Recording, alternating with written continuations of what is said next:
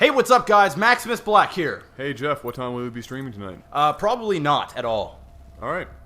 Been doing so much work today. Ladies and gentlemen, this is another normal game sent in by the fans on D2DGamer.com. And this is a TVZ. When's... That's... what? There's no Protoss. I'm confused. Why are there no Protoss? I don't know, but I'm loving it. I have nothing to say about this game now. I'm done.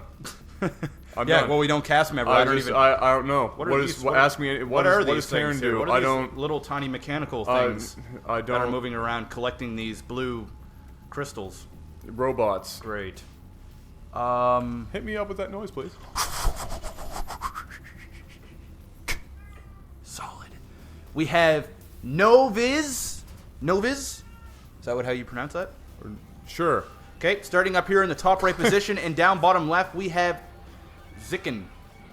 ZIKaN? ZIKaN, NoviZ, no, ZIKaN. Oh, who cares? NoviZ. No.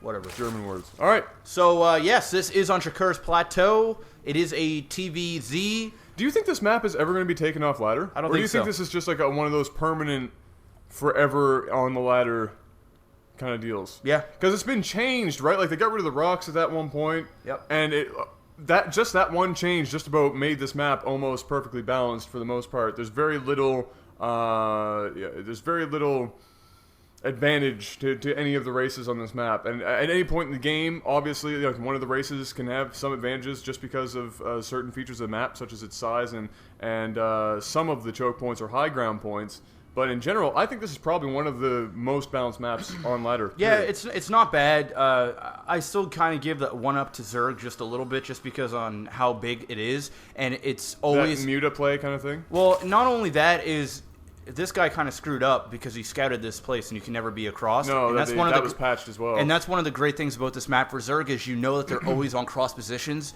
And you know it's always going to take them a long time to get over. So it doesn't really matter what race you're playing up against. Usually a Zerg will go ahead and get that fast expansion, which is exactly what he's doing right now. But I do agree with you. It is a fairly... more than most. Let's say that. It is. There you go. Because because a lot of them are favored. The only thing that kind of gets me off about this, not in a good way, is... I was going to ask that next. I was like, really? Okay. Is the size and how many openings and surroundings there can be for Zerg flanks and stuff like that. Mm-hmm.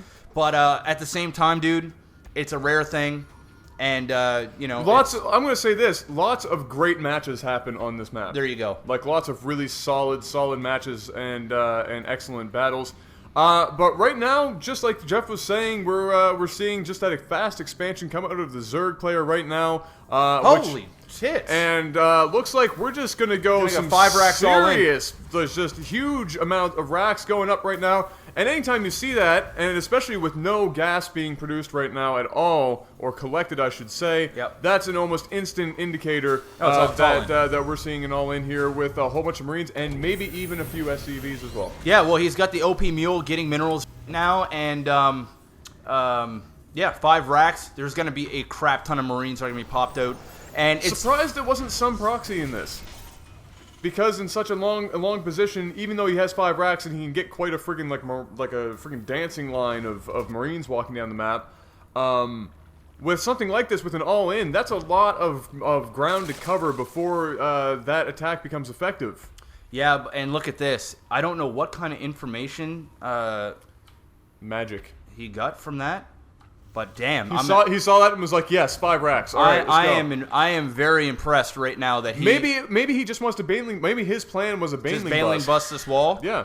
Well, you know what? That plan is actually going to save his ass because a fast expanding Zerg with a crap ton of Marines going in at your base, you're already super behind because of that 300 minerals. You're building lots of drones, trying to get your macro up. You're not really going to have a whole crap ton of lings, although he is going to have metabolic boost for these lings. A lot of Marines, and if kited correctly, and if you can get them in a good position, like on this ramp or sitting them on the ramp, you're going to get melted. You're just going to get melted away, and look at this. This Observer in a great position. He knows all of these Marines are coming. It's going to allow him to get banelings, which is exactly what he's doing right now. It's exactly what he needs to do. Thank God that he went and got this nest for whatever reason. He does have an Evo. I mean, ask me anything about Zerg, but is that not an early Evo? Like what do you do from there with an Evo? Upgrade. Just he's going for a +1 Baneling bust. A lot of time is a plus one Zergling. It's geez. Well, the pain. GG. And of course, he's just running his Marines into aimless and they're death. single file, and so if those Zerglings just walk up, they're not going to have anything to really contest them, and that's what we're seeing. And he's just turning around those last 2 Marines. Unfortunately, they're going to get caught up to pretty quickly with the Speedling on the field, and that Marine's about to hate life. Oh, sour. Oh,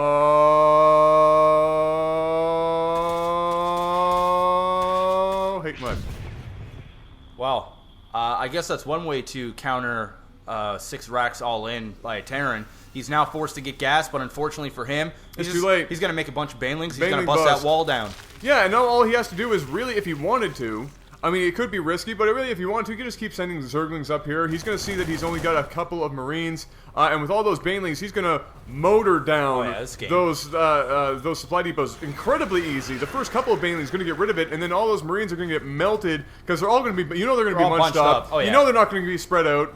And so they're just going to get completely steamrolled. More Zerglings are on the way, and the Zerg is going to take a fairly easy victory. And the Terran macroing up even more with just look at all that tech. Racks all the time. He does have a factory in there. Submarines going down. He did a fairly good job there, but the door's wide open right now, and there is so many Lings just going to shred apart all these Marines. Billie Jean is going down, and NoviZ rage quits and leaves the game. Talk about very unfortunate turn of events. NoviZ, that attack could have worked, but unfortunately, he was going for Banelings. He was just going to bust his wall. I can only imagine that's what he was going to do. It's just so unfortunate that he walked right into the hard counter. It is unfortunate, and but also I have to say I still am confused as to why there wasn't a couple. I mean, you see some people do the 5 racks. And sometimes they'll make 1 or 2 of those racks a proxy to really help in the backup. And here, obviously, it wouldn't have helped. But let's say that he wasn't getting Banelings, and he went in there. I think, really, on a distance like this, at least 1 barracks should be closer to the base to help reinforcements get there faster. Because on a map like this, no amount of train running with a whole bunch of Marines on 5 or 6 barracks are going to get there really in time. But that's it. Yeah, what you guys, if you ever, run into this kind of problem, what you should do as a Terran player, you're basically dead anyway. But if you want to try to stay in this game as long as possible, you have so many buildings here. He was teching up. He was doing the right thing. He's probably just going to go ahead and get some siege tank. But what he should have done was lift off a couple of these barracks and just drop them down here at the bottom. It would make it so that your enemy would be forced to use basically all of his Banelings right down at the bottom. And if you decided to attack them with Lings, you could pick them off with Marines up top here on the edges. That is one thing that he could have done to maybe stay alive a little bit longer and hopefully teched up. But besides that, really, what else can you possibly do? I'm going to say there's a last-ditch effort if you really wanted to try and stretch it out. And thanks to those rocks really being removed from the sides of the bases, he could have floated over into that middle ground there for a period of time and had some Marines behind rocks. That's kind of BM, though, at that point. Well, I'm looking at his minerals right now and the amount of structures he had. And he could have had enough Marines at the rocks, because we know rocks are going to hold better than barracks. He could have probably held off longer. He's probably going to lose the game no matter what he did here. But it's definitely, with 400 minerals in the bank and all those structures, if he went out in the middle, Zerglings would have taken forever to get rid of those rocks, and with Marines behind the rocks, he might have been able to hold off, but he's probably still going to lose. Either way, unfortunate to run into a wall of Banelings. Yeah. Didn't actually do a bad job of this quick attack. Just, unfortunately, his opponent was going for a Baneling bust and was completely ready for it. Yep. All right, that's it. All right, ladies and gentlemen, this has been LAGTV coming to you from the final Cal of Canuckville, Canada. This has been Nova War. And Max Fist Black. And we'll see you soon. Peace.